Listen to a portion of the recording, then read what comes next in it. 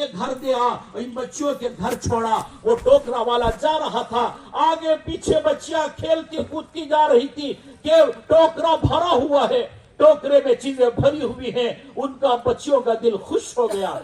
किताबों में लिखा है, कोई नेकी न कर सको तो मुसलमान को खुश कर देना भी बड़ी नेकी है।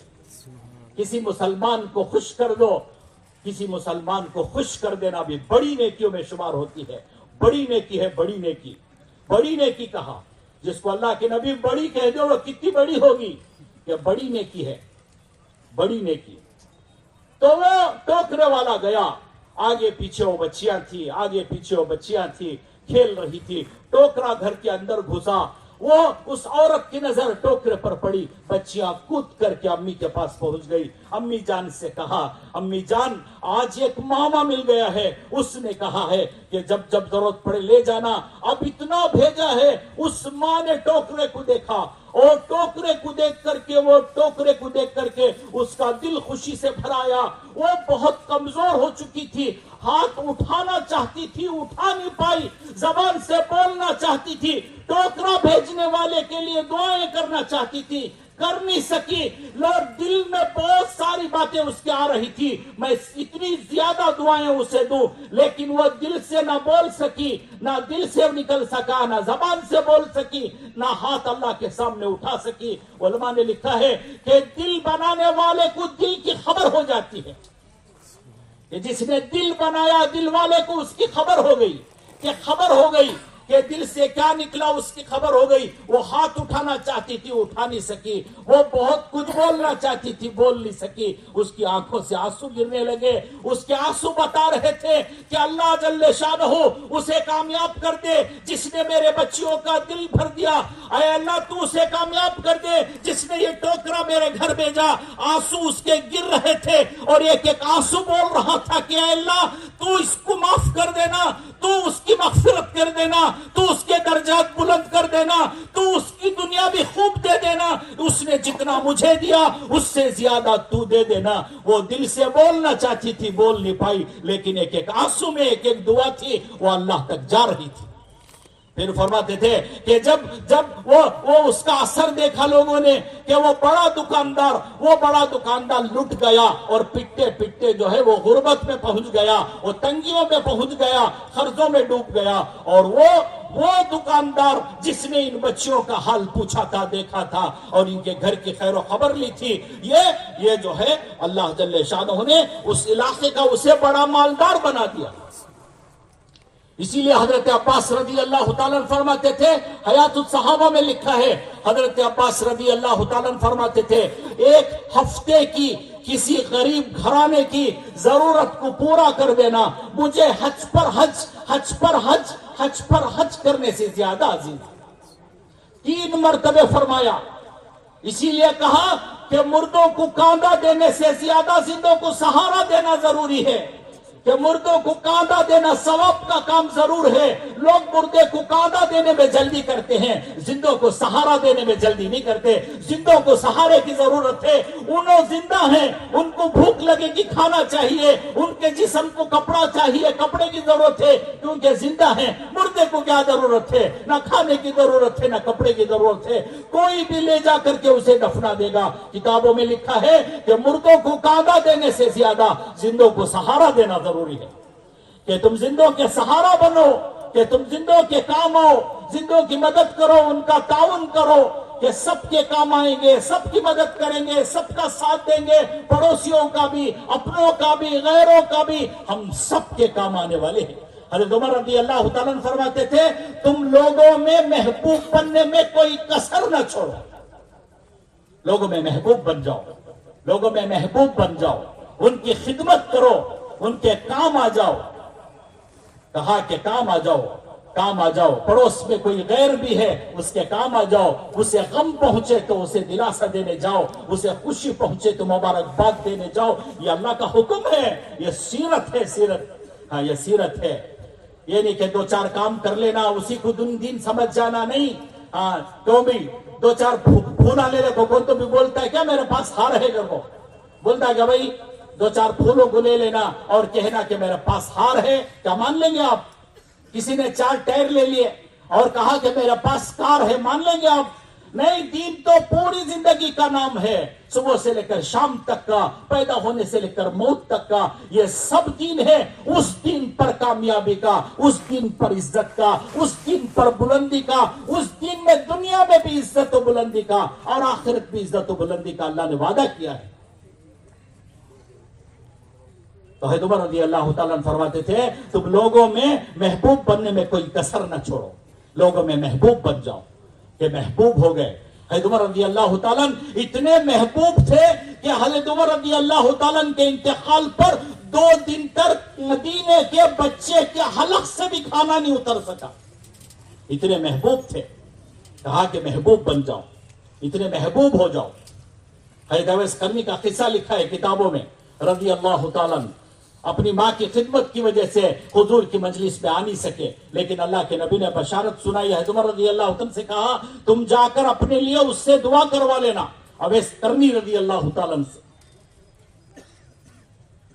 کہ اللہ کتابوں میں ان کا قصہ لکھا ہے۔ حضرت اویس قرنی جو ہے جنت پہ جانے لگیں گے، ایک پیر جنت کے اندر ہوگا، ایک پیر باہر ہوگا۔ اللہ کہیں گے جنت کے داروغہ سے اسے روکو، اندر جانے نہیں دینا۔ وہ داروغہ روک لے گا، ٹھہرو بھئی، اندر جا نہیں سکتے آپ، رکو، ٹھہر جاؤ، ٹھہرا لے گا۔ حضرت اویس قرنی پوچھیں گے کیا بات ہے، مجھے کیوں روک لیا گیا؟ حضرت اویس قرنی جب پوچھیں گے تو اللہ کہیں گے اویس تو اپنے خاندان و قبیلے میں بڑا مشہور تھا، تیرے خاندان میں تیری بڑی عزت تھی، سب کے کام آنے والا، سب کا ساتھ دینے والا، سب کی مدد کرنے والا اور سب کے کام آ جانے والا، تیرے خاندان و قبیلے والے تجھ سے بہت خوش تھے اور یہ عادت تیری ہمیں بہت اچھی لگی۔ حضرت اویس قرنی کہیں گے یا اللہ وہ تو ٹھیک ہے، مجھے آپ نے کیوں روک لیا ہے جنت میں جانے سے؟ پھر اللہ کہیں گے اویس تو نے اپنے باپ کی بڑی خدمت کی، تو نے باپ کی بڑی خدمت کی، تیرے باپ کا انتقال اس حال میں ہوا کہ وہ تجھ سے راضی تھا، کیونکہ قیامت تک کے لیے یہ دین ہے، قیامت تک کے لیے ہے۔ انصار کے ایک نوجوان نے حضور اکرم صلی اللہ علیہ وسلم سے پوچھا اللہ کے نبی قیامت کب آئے گی؟ ابو سعید خدری رضی اللہ تعالیٰ فرماتے میں اس مجلس میں بیٹھا ہوا تھا، ایک نوجوان انصار کے نوجوان نے پوچھا اے اللہ کے نبی قیامت کب آئے گی؟ اللہ کے نبی علیہ السلام اٹھ کر کے کھڑے ہو گئے، اس نوجوان کو قریب بلا کر کے اس کے گلے میں ہاتھ ڈال دیا، اور علماء نے لکھا ہے قیامت تک کے آنے والے نوجوانوں کے گلے میں ہاتھ ڈال کر اللہ کے نبی نے یہ بات بتائی ہے، قیامت تک کے آنے والے نوجوانوں کو بتایا ہے۔ اس نوجوان نے پوچھا قیامت کب آئے گی؟ تو حضور اکرم صلی اللہ علیہ وسلم نے فرمایا کہ دیکھ، سن، غور سے سن، جب دنیا کے جوان بچے اپنی ماں اور باپ کے ساتھ نوکر جیسا سلوک کریں گے تو سمجھ لینا قیامت قریب ہے۔ باپ کے ساتھ نوکروں جیسا سلوک، ماں کے ساتھ نوکروں جیسا سلوک۔ علماء نے لکھا ہے نوکروں جیسے سلوک کا کیا مطلب ہے؟ مطلب یہ ہے کہ کل ماں کو پیسے دیے خرچے کو 1000 روپے، مثال کے طور پر 1000 روپے خرچے کو دیے ماں کو 1000 روپے خرچے کو دیے، ماں نے دوسرے دن دوبارہ پوچھا بیٹے خرچے کے لیے پیسے چاہیے، بیٹے نے پوچھا ماں سے کل ہی تو 1000 روپے دیے تھے وہ کیا ہوئے؟ ماں کہے کہ خرچ ہو گئے، بیٹا پوچھے گا کیا خرچ ہو گئے 1000 روپے بولو ذرا، بیٹا پوچھنے لگے گا ماں کو، ماں سے پوچھے گا حساب، ماں حساب دینا شروع کرے گی، 200 اتے کے، 100 اتے کے، 50 اتے کے، 100 اتے کے۔ تو کتابوں میں لکھا ہے اگر 200 اپنی ذات پر خرچ کر لی ہوگی تو ماں کا دل ڈر جائے گا۔ علماء نے لکھا ہے جب بیٹے کے سامنے ماں کا دل ڈرنے لگے اسی وقت آسمانوں پہ عرش اللہ کا ہل جاتا ہے، اللہ کا عرش ہلنے لگے گا، ادھر ماں کا دل ہلنے لگا، ادھر اللہ کا عرش ہلنے لگے گا۔ ماں حساب دے رہی ہے بیٹے کو اور بیٹا حساب لے رہا ہے ماں سے، جیسے نوکروں سے حساب پوچھا جاتا ہے ویسے حساب ماں سے لے رہا ہے۔ اپنے اوپر خرچ کر لی ہوگی تو ڈرنے لگے گی یا اللہ بیوی بازو میں کھڑی ہے پتہ نہیں کیا بول دے گا، اس کی بیوی بازو بیٹھی ہے پتہ نہیں مجھے کیا کہہ دے گا، اندر اندر ڈر رہی ہے، بیٹے سے ڈر رہی ہے، بیٹے سے ڈر رہی ہے، کیونکہ جوانی آ گئی ہے، طاقت آ گئی ہے, مال ہاتھوں میں آ گیا ہے, اب کسی کی کوئی خاطر نہیں, مال کی خاطرداری ہے, مال کی بڑی عزت ہے, ماں کی کوئی خاطرداری نہیں. کہا یہ بھی قیامت کی نشانیوں میں سے ایک نشانی ہے. عورتوں کو, بیویوں کو عزت دیں گے, ماؤں کو ذلیل کریں گے, بیویوں کے ساتھ مل کر ماں کے بڑھاپے کا مذاق اڑائیں گے, باپ کے بڑھاپے کا مذاق اڑائیں گے, باپ کی بیماری کا مذاق اڑائیں گے, باپ کی کمزوری کا مذاق اڑائیں گے. بیوی اشاروں میں بیوی کے ساتھ ہنس کے اشاروں میں ماں اور باپ کا مذاق اڑائیں گے. اسی لیے اللہ نے کہا اپنی ماں اور باپ کا سامنے ظاہر سے بھی ادب و احترام کرو, اللہ نے کہا باطن میں بھی ادب و احترام کرو, دل سے بھی ان کا ادب کرو, دل سے بھی ان کا احترام کرو. خبردار ظاہر میں تو کچھ اور کرنا اور اندر جو ہے ان سے دشمنی رکھنا. کہا کہ یہ تو اللہ جانتے ہیں تیرے دل کو بھی اور تیرے دل میں گزرنے والی باتوں کو بھی.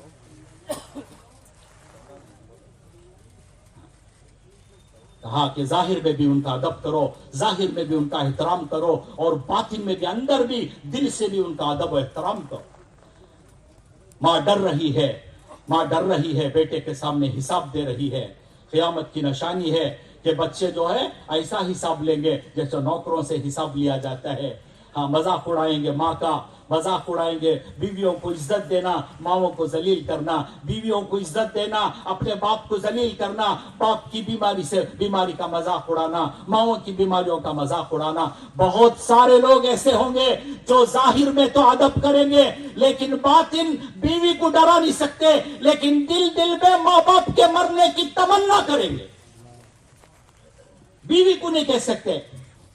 اور بیویاں تیار بیٹھی ہیں ان کو گھروں سے ڈھکیلنے کے لیے. تمہاری ماں اور باپ کو گھر سے ڈھکیلنے تمہاری بیویاں تیار بیٹھی ہیں, اور تم اسے تو نہیں کہنا چاہتے, اسے تو کہنے کی ہمت نہیں رکھتے, لیکن دل میں ماں باپ کے مرنے کی تمنا کرو گے. اللہ نے اسی لیے کہا دل سے ان کا ادب و احترام کرو.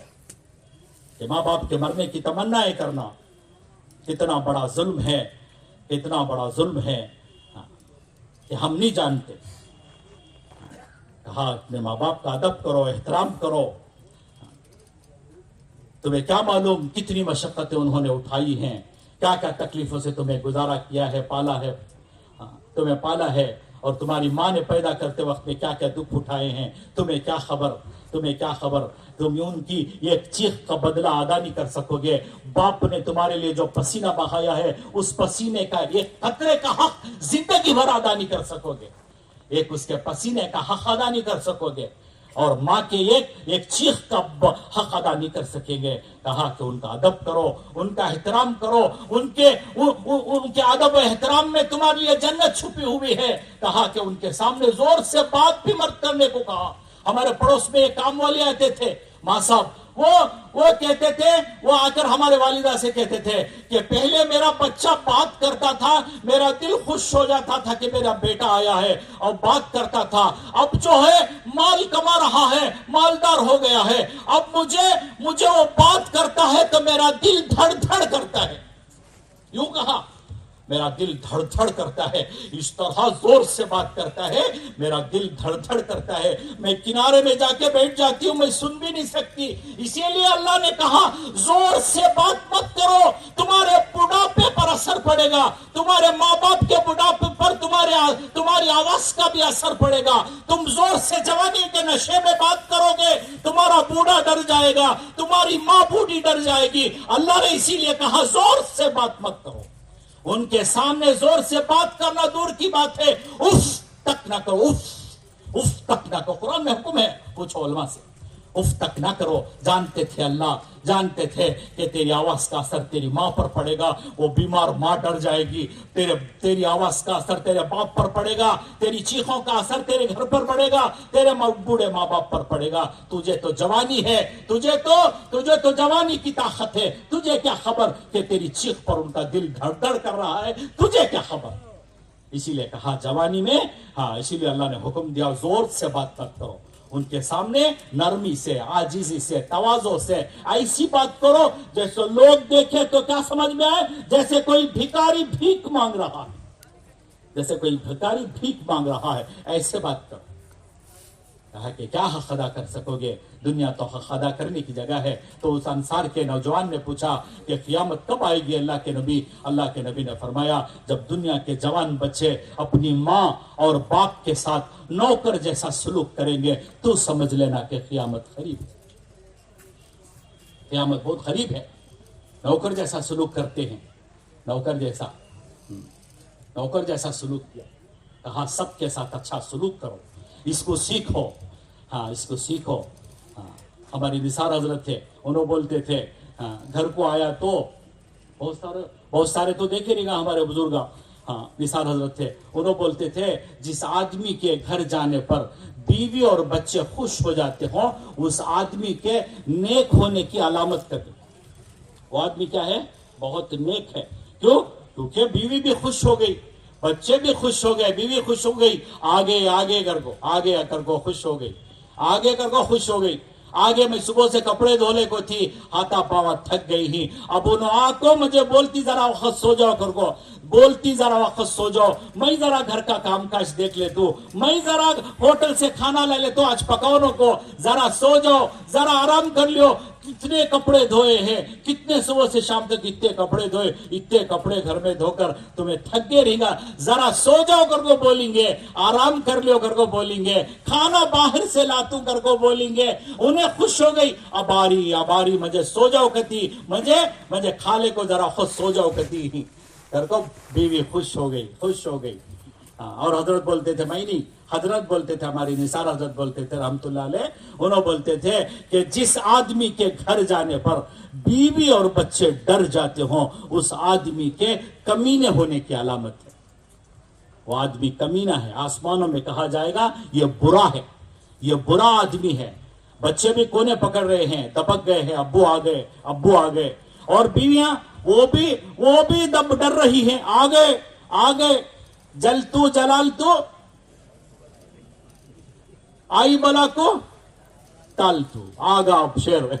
باہر تو ماشاءاللہ بڑے سلامہ، بڑے مسافے، بہت سلامہ، بہت مسافے، باہر بہت اچھے، گھر میں جلتو جلالتو آگے. اب آگے حضرت آگو بیٹھے، شروع کرے. اب آگ کو ہیلمٹ نکالے، چابی ادھر ڈال کو شروع کرے. ارے بیٹھ جا، پورا باہر کا کچرا لا کو یہاں ڈال ڈالا تو کیا ہے کچرے کی ٹوٹی. پورا باہر کا کچرا لا کو یہاں ڈال ڈالا تو یہ کیا کچرے کی ٹوٹی کیا. بیٹھ جا، ذرا بیٹھ جا، ذرا سنبھل جا، بیٹھ جا، خیر خیرت پوچھ ذرا. آقا نے فرمایا کوئی شوہر گھر جاتا ہے، بیوی کو دیکھ کر مسکرا دیتا ہے، بیوی شوہر کو دیکھ کر مسکرا دیتی ہے، ان دونوں کو دیکھ کر اللہ مسکرا دیتے ہیں. آقا نے فرمایا ان دونوں کو دیکھ کر کون مسکرائے گا؟ آسمانوں کا رب، زمین و آسمان کا رب، وہ رب ان دونوں کو دیکھ کر کے مسکرا دے گا. اسی لیے حکم ہے درگزر کرو، درگزر سے کام لو، نرمی سے بات کرو، نرمی حکم ہے. اپنی بیویوں سے نرمی سے بات کرو، ذرا نرمی سے بات کرو، اور اخلاق سے پیش آؤ. صحابیات سے ڈر کر چلتے تھے، اس لیے کہ ان کی آخرت بنانا ہے، اس لیے کہ ان کو جنت پہ لے جانا ہے. ارے تمہیں تو جنت پہ ان کو لے جانا ہے. اچھے اخلاق سے ان کا دل جیت لیتے اور پھر تمہیں عالم میں پھرے تو انہوں گھر سنبھال لیں گے. تم دنیا میں چلو اور دنیا میں پھرو، عالم میں تمہارا چلنا آسان ہوگا اگر انہوں نے گھر سنبھال لیا. ان کی ہمت پر سارے کام بہت ہو جائیں گے. یہ ہمت دلا کر کے تمہیں اللہ کے راستے میں نکالیں گے.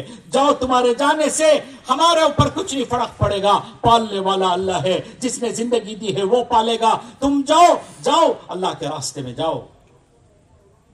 یقین بنے گا کہ پالنے والا کون ہے. کون بھائی؟ ارے بھائی کون پالتا ہے؟ اللہ نے اسی لیے اپنا تعارف کروایا ہے. اولہ و آخرہ کہا، میں ہی اول، میں نے ہی تمہیں خطرے سے پیدا کیا ہے اور میں ہی تمہیں موت دے کر کے اپنے پاس بلا لوں گا. اللہ نے اپنا تعارف کروایا، انٹروڈکشن کروایا کہ میں اول میں آخر، میں ہی اول میں ہی آخر، میں ہی پیدا کرنے والا، میں ہی موت دینے والا. تو پالنے والا بھی میں ہی ہوں، پالنے والا بھی میں ہی ہوں. حدیثوں میں آتا ہے، ہمارے بزرگ فرما رہے تھے کہ ابھی بچہ ماں کی پیٹ میں ہے، 4 مہینے کا ہوا، فرشتہ پوچھتا ہے یہ مرے گا کب؟ ارے ابھی تو بچہ ماں کی پیٹ میں ہے، 4 महीने का हुआ है। फरिश्ते ने पूछा ये मरेगा कब? दूसरे फरिश्ते ने पूछा ये क्या खाएगा और कितना खाएगा? तीसरे ने पूछा ये कितना पिएगा, क्या पिएगा? उलमा ने लिखा है कि अल्लाह जल्ले शानहू ने अभी ये माँ के पेट में है, 4 महीने का है, मौत लिखी जा चुकी है, इसका दाना जमीनों में डाल दिया गया है और इसका पानी समंदरों में उतार दिया गया है। वो पानी समंदर से होते होते इसके मोहल्ले में आएगा, इसके मोहल्ले के नल में, इसके मोहल्ले के नल से इसके घर के नल तक पहुंचेगा, इसके घर के नल से इसके मटके में आएगा, इसके मटके में से इसके गिलास में आएगा, इसके गिलास से इसके हलक में जाएगा। जो अल्लाह ने इसका पानी तय किया है, कोई छो रोक नहीं सकता उसे, कोई रोक नहीं सकता, कोई ताकत नहीं है उसके पानी को रोकने की। हदीस में आता है अल्लाह के नबी ने फरमाया जब वो रूह कब्ज करके फरिश्ता जाता रहता है तो लोग रोना शुरू कर देते हैं। फरिश्ता पलट करके कहता है मैंने इसके पूरी जमीन तलाश कर ली, एक दाना इसके मुकद्दर का जमीनों पर नहीं है। मैंने समंदरों को तलाश कर लिया, इसके मुकद्दर का कोई पानी का घूंट इसके मुकद्दर में नहीं है। अब ये जमीन पर कैसे जिएगा, ये जी कर क्या करेगा? ये तो गया, तुम अपनी फिक्र करो, मैं इस घर में आता जाता रहूंगा, मैं यहां आता जाता रहता हूं, बार बार आता रहूंगा, बार बार आता रहूंगा, जब तक पूरा घर साफ ना हो जाए तब तक आता जाता रहूंगा। तुम अपनी फिक्र में लगो, इसके पीछे काम पड़े हो, इसका दाना खत्म, इसका पानी खत्म। पालने वाले तो अल्लाह हैं। कौन पालते भाई? ये पालने वाले तो अल्लाह हैं। हाँ, पालने वाले अल्लाह है, इसीलिए अपना तारुफ करवाया है। हाँ, कि हम ही शुरू, हम ही खत्म, हम ही अव्वल, हम ही आखिर। हाँ, खतरे से पैदा करना कितना बड़ा काम है और इतनी बड़ी जान को एक सांस लेके खींच लेना कितना बड़ा काम है। अल्लाह फरमाते हैं सब हमारे हाथ में है, तो पैदा करना भी हमारे हाथ में है, पालना भी हमारे हाथ में है।